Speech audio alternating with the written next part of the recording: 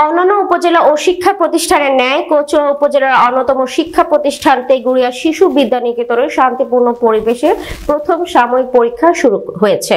রবিবার সকালে ওই বিদ্যালয় প্লে থেকে পঞ্চম শ্রেণী পর্যন্ত পৃথকভাবে প্রায় ৩ শতাধিক শিক্ষার্থী এই পরীক্ষায় অংশগ্রহণ করে।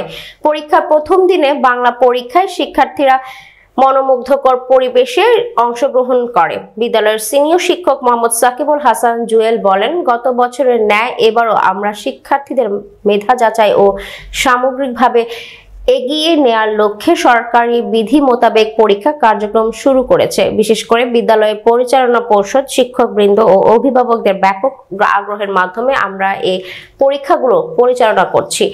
ভবিষ্যতে বিদ্যালয়ের সুনাম ও ভালো ফলাফল ধরে রাখতে আমাদের চেষ্টা অব্যাহত থাকবে।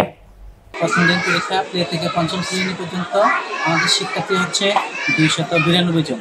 আমাদের নকলমুক্ত এবং সুন্দর মনোরম পরিবেশে আমাদের পরীক্ষাটি অনুষ্ঠিত হচ্ছে এবং আমাদের আজকে পরীক্ষার পরিচালক আছেন জাহাঙ্গীর প্রধান এবং ইব্রাহিম প্রধান, সিঙ্গাপুর প্রবাসী।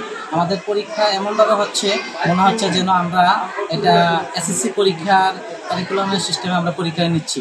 কোনো অভিভাবক দূরে থাক, কোনো একটা বাহিরের লোকে আসতে পারে না আমাদের ছাত্রছাত্রীর কাছে। আমরা এইভাবে